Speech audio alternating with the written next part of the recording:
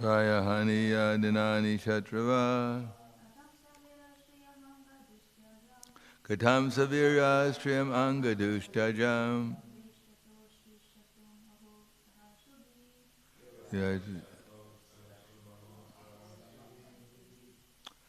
Namanti, bow down. Yat pada, whose feet? Iketam, under. Atmana, own. Shivaya, welfare. Haniya, used to bring about. Dhanani, wealth. Shratrava, enemies. Katam, for what reason? Saha, he. Vira, the chivalrous. Shriyam, opulences. Anga, oh. Dushjajam, insuperable. Yuva, in full youth. Aishata, desired. Ut shrastum, to give up. Aho, explanation. Saha, with. Asubi, life. Translation purport by His Divine Grace, A.C. Bhaktivedanta Swami Srila Prabhupada. He was such a great emperor that all his enemies would come and bow down at his feet and surrender all their wealth for their own benefit. He was full of youth and strength, and he possessed insuperable kingly opulences. Why did he want to give up everything, including his life? Please repeat. He was such a great emperor that all his enemies would come and bow down at his feet and surrender all their wealth for their own benefit. He was full of youth and strength, and he possessed insuperable kingly opulences. Why did he want to give up everything, including his life? Purport. There is nothing undesirable in his life. He is quite a young man and can enjoy life with power and opulence. So there is no question of retiring from active life. There was no difficulty in collecting the state taxes because he was so powerful and chivalrous that even his enemies would come to him and bow down at his feet and surrender all wealth for their own benefit.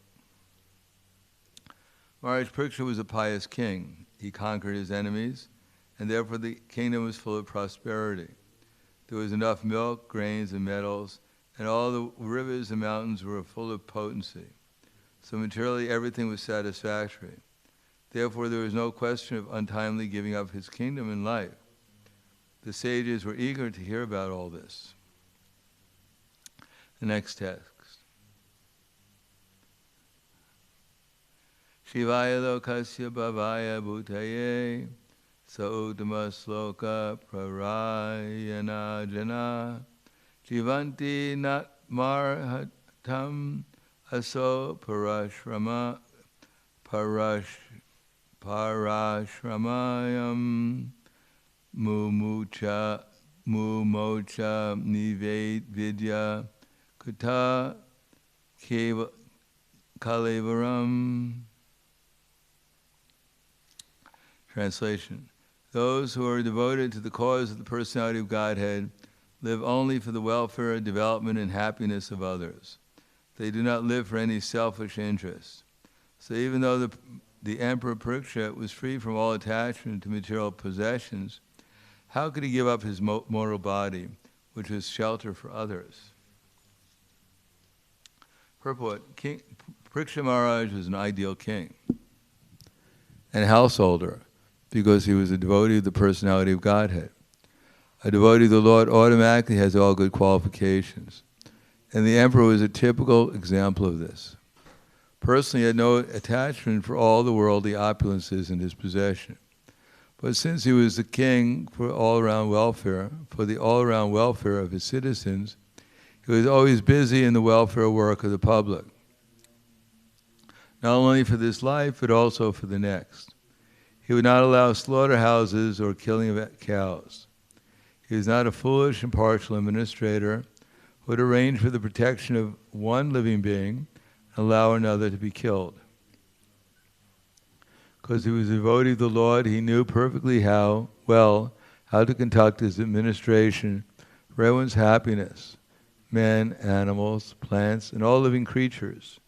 He was not selfishly interested.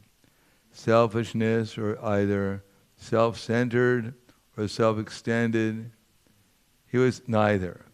His interest was to please the Supreme Truth, personality of Godhead. The king is a representative of the Supreme Lord, therefore the king's interest must be identical with that of the Supreme Lord.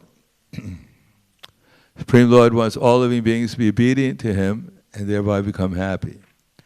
Therefore the king's interest is to guide all the subjects back to the kingdom of God. Hence the activities of the citizens should be so coordinated that they can at the end go back home, back to Godhead. Under the administration of a representative king, the kingdom is full of opulence. At that time, human beings need not eat animals. There are ample food grains, milk, fruits, and vegetables, so that the human beings, as well as the animals, can eat sumptuously and to their heart's content. If all living beings are satisfied with food and shelter and obey the prescribed rules, there cannot be any disturbance between one living being and another. Emperor Pariksha was a worthy king, therefore all were happy during his reign. Namo Vishnu Padaya Krishna Prasthaya Bhutaya Srimate Bhaktivedanta Swami Namane Namaste Saraswati Deve Gauravani Bacharane Nirvishesha Srinivadi Paskyatyade Siddharane. In the past times of Lord Chaitanya, Lord Chaitanya wanted to experience three things.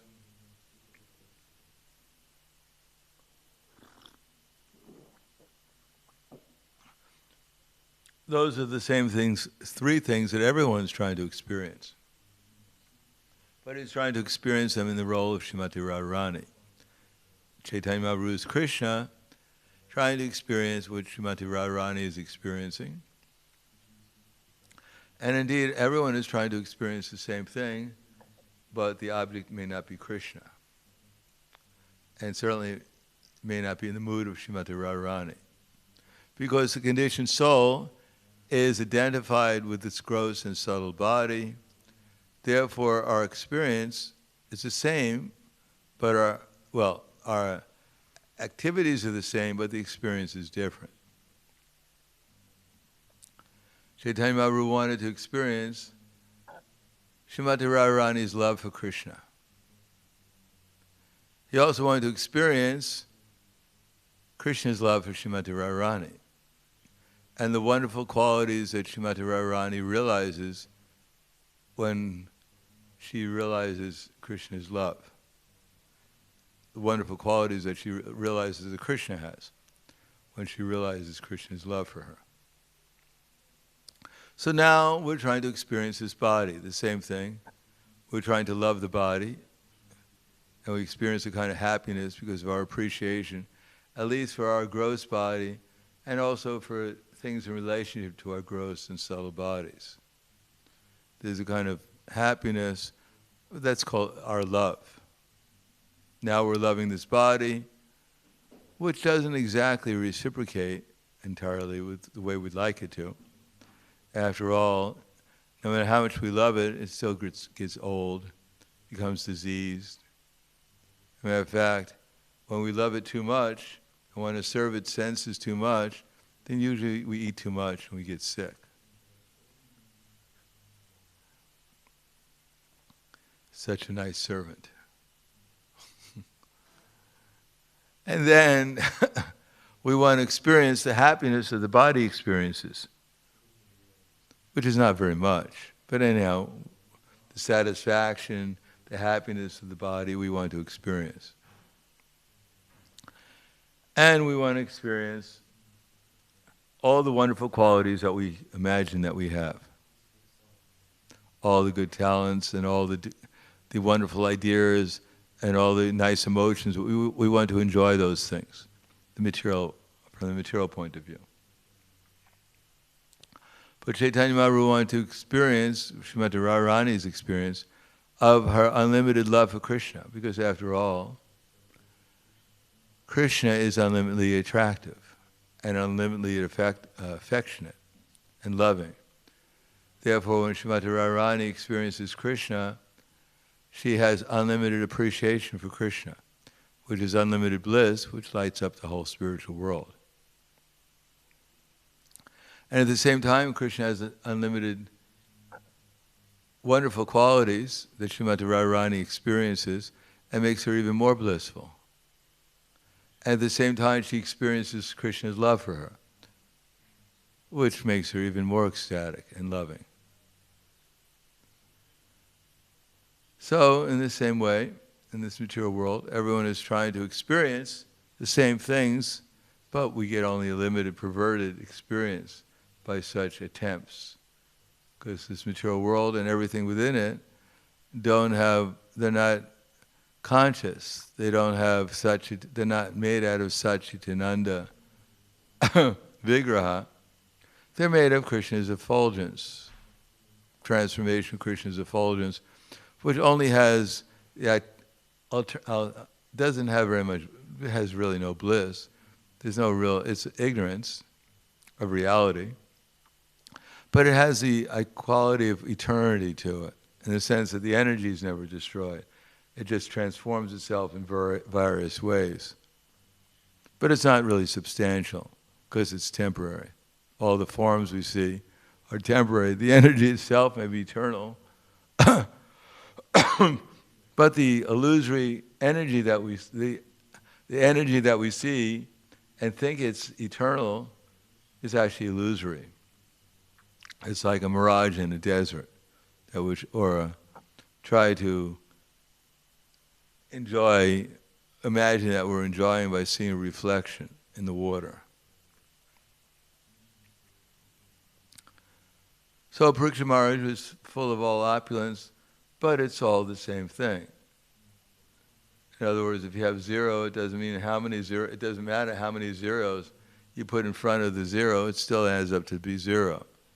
So without Krishna consciousness, no matter how vast our kingdom may be, and how great our opulence may be, and how talented we may become, without Krishna, it's all just like a mirage.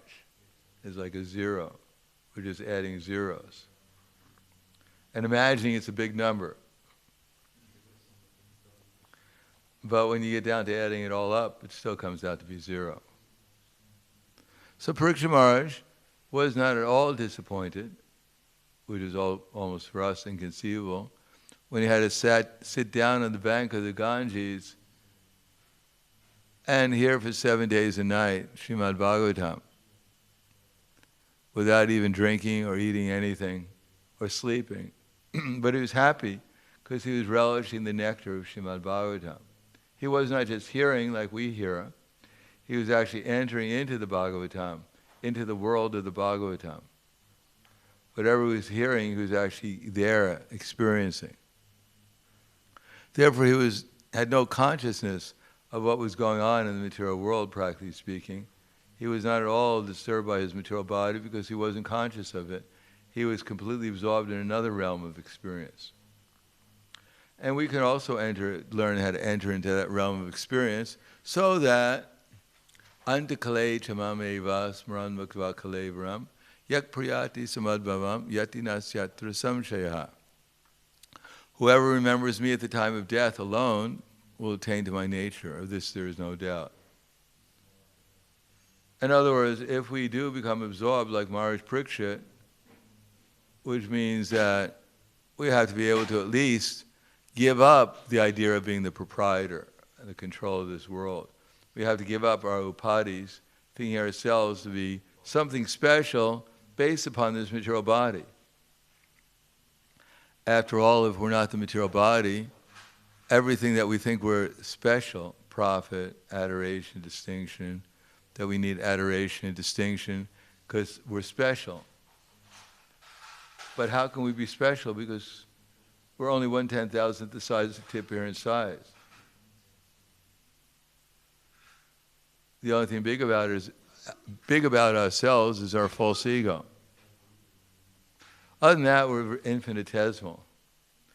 But because of our false ego, we're imagining ourselves to be something special.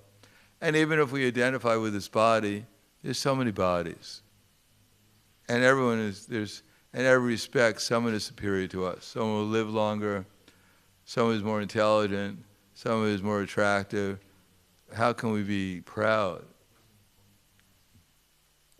of what this body is doing because we're not even the doer? But out of illusion, we're attached to it. But we find Parikshit Maharaj sitting down the bank of the Ganges, hearing Srimad Bhagavatam for 7 days and nights, became absorbed in Srimad Bhagavatam, and therefore gave up all material conceptions, if he had any to begin with. So when the snake bird came to bite him, he was not in this world. He had already left the spiritual world by that time. Now we ourselves, we may not take it so seriously because we're imagining that actually we can enjoy in this world. We have an opportunity. We're young, we're powerful, we're wealthy, and therefore we think this is my opportunity. I might actually be able to enjoy in this lifetime. Unfortunately, it's just an illusion because we don't know what real enjoyment is. We're imagining that we're enjoying, well actually we're suffering. Because material world means continuously the threefold miseries. What to speak of old age, disease, and death, and having to take birth again. So trying to enjoy in the material world is like being in a fire and having a nice samosa.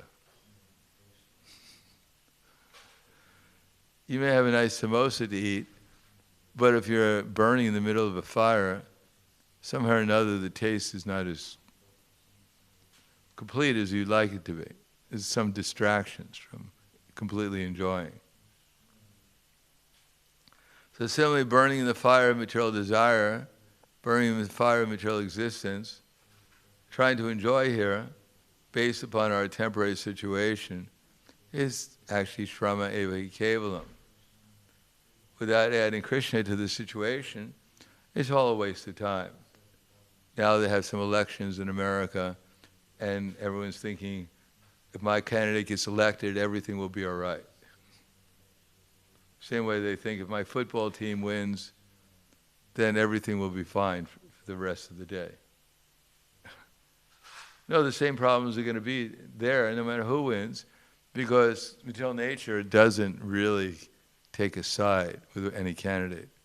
Thinking if this candidate wins, there will be no more reactions to people's sinful activities. Now, as long as people are sinful, absorbed in material consciousness, forgetful of Krishna, there is no solution to their problems. There's only imagined or promised solutions to problems. Therefore, the whole aim of this Hare Krišna movement is to make pure devotees. It has no other aim.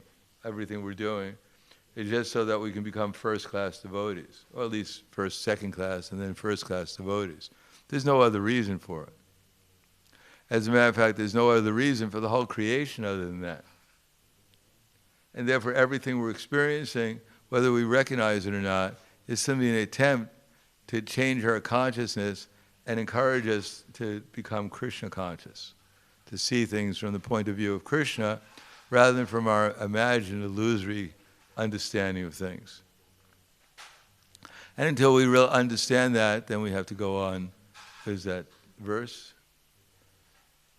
I'll repeat the whole, these are nice verses, so you can always repeat them. Nunam pramata kurute vikarma, indriya pritya pranoti, sadhu manye yat atmano yam, asana pi kleshada ashadeha. Nunam, indeed. So Maharaj Rishabdev is completely surprised. From his point of view, it's surprising. Nunam pramatak. People are crazy. To see how crazy people are. They're eternally looking for happiness. They're trying so hard for it, and they're just getting into misery. Temporarily, there may be happiness, a kind of satisfaction of desires. We get what we want temporarily, but it's not real happiness. We're not rolling in the ground in ecstasy. Just a kind of like relief from the misery temporarily. It's like a person is being dunked underneath the water by the king's punishment, and he's just about to drown when they bring him up for a few seconds, and he breathes some air and thinks, "Oh, I'm in ecstasy." What kind of ecstasy is that? You're just about to drown, and just by getting a breath of air, you think you're in bliss. Otherwise, we'd all be blissful right now just by breathing. I don't see anyone rolling on the ground by taking a breath of air right now. So, this idea that we're going to be happy by some kind of material arrangement is indeed surprising for a self-realized person. In Nunam pramata kurute vikarma. Not only that, but people will do things which are sinful, or think about things that are sinful, or see things in a way that's sinful. Vikarma, an attempt to become happy, which makes them even more miserable. Not only doesn't relieve their suffering, but it makes them more miserable. It's all right if one follows regulated principles of according to the scripture, and therefore gets relieved gradually from misery. But what to speak of that? Just neglect Shastra and do things that make one completely miserable. Vikarma, yadendriya, pritya, aprinoti, all based upon the whim of serving the senses which are never satisfied. Simply demand more. That's tatsadamanye, nunam pramata kurute vikarma, yadendriya, pritya, aprinoti, tatsadamanye yat atmano yam. Therefore, a person who's heard a little bit and got some knowledge, this is not really his business to do these things. Tatsadamanye surya asanapi kleshada ashadaha deha. Because one will simply live life and get temporary results, nothing progressive, nothing to free oneself from the entanglement of material existence. And it's kleshada, there's suffering. Why increase the suffering? There's enough suffering already. Why do we have to increase it? Paravastava bodha jata yavana jignasita atmatatvam yavan kriyastava idam novai karmatmaka yena sharira bandhaha.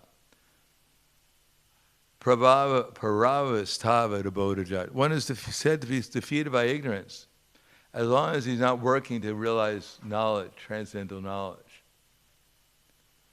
And when he's defeated by ignorance, his activities simply further cover his consciousness. His mind becomes covered, and therefore his consciousness becomes covered. And therefore he has to take one body after another. Therefore, evam manak karma vrisham prayungte avidyatman upadiyamane. Evam manak karma vrisham prayungte. As long as one is engaged in karmic activities, not Krishna conscious, as long as one is covered by all these false designations, then the result is pritirna yavan mai vasudeva. One will never develop love for Vasudeva. Nimuchate yena, nimuchate deha yogena tadva. And therefore one will have to take one body after another. So Prabhupada used to say, sometimes he'd say, that the problem with the Hare Krishna movement, well, one problem is we don't believe in Krishna. Not that much. And the other is that we're not afraid of Maya. Maya, come on, I'm strong, I'm young, I'm wealthy, I'm so intelligent. no one can defeat me, even you. I challenge you. Maya's there, okay.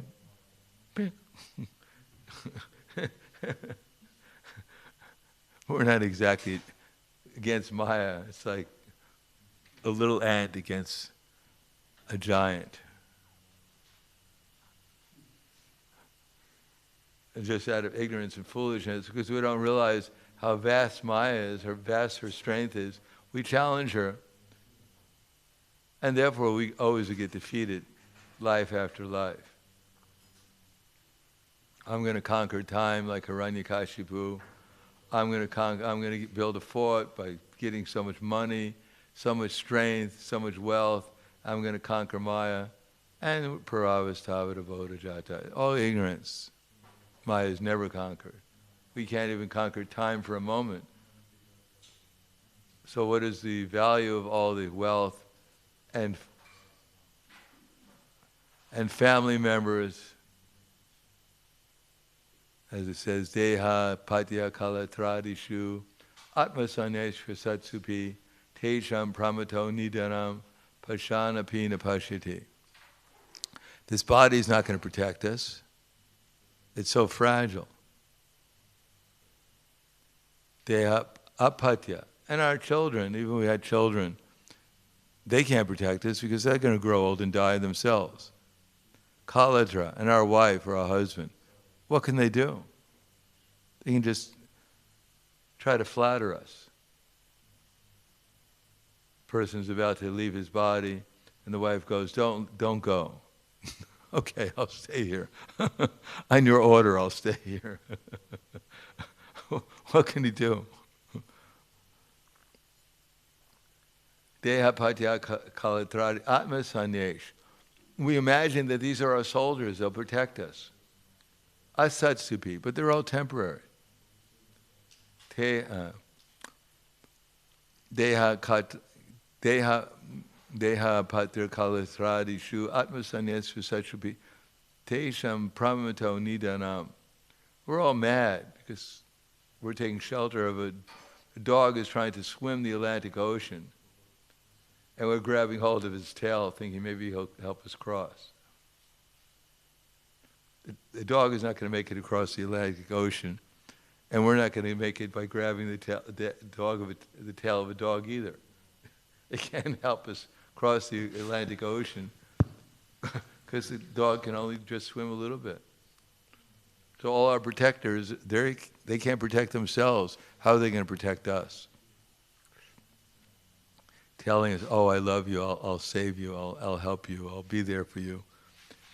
Even at the time of death, if Yamaraj comes, I'll pay him off, or I'll show him what I learned in jiu-jitsu and save you. It's all false promises. Therefore, the conclusion is, it's not surprising, Parikshit Maharaj, being a self-realized soul, he realized that what is the value of all this temporary arrangement? I have to leave it sooner or later, so let me leave it now and go back to Godhead. When I get this opportunity of Shukadeva Goswami to explain Srimad Bhagavatam to me, I should take advantage of it, take it seriously, go back to Godhead and end all these problems of material existence. So I'll stop there. Thank you. Any questions?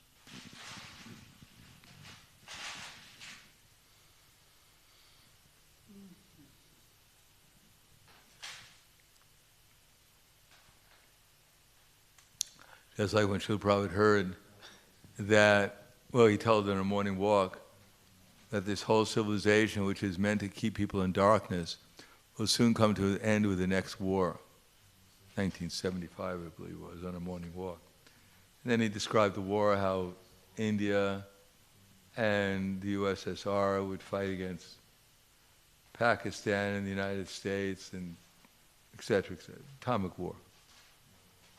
Devotees were quite disturbed. And they asked Prabhupada, what should we do? How should we protect ourselves? Where should we go? And Prabhupada said, whether you die today or die in 20 years, you're going to die anyhow. It's not that if I die 20 years from now, I'll be happy dying. And today if I die, I'm going to be very unhappy dying. But 20 years, I'll be very happy. Of course, if we progress in devotional service, maybe we'll become more qualified to leave this body in Krishna consciousness. But anyhow, whether today or tomorrow, we're not going to die. So they asked Prabhupada, what should we do? So Prabhupada said, make plans for chanting Hare Krishna. That's the solution to all the problems. People will laugh, oh, but that's the real solution. Because the real problem is we have to leave this body. And the real problem is where we're going to go next after this body. And the solution is chant Hare Krishna. So we go back to Krishna. Okay, anything? Grantaraj Srimad Bhagavatam ki jai, Srila Prabhupada ki jai, Gaur Premanande Haribol.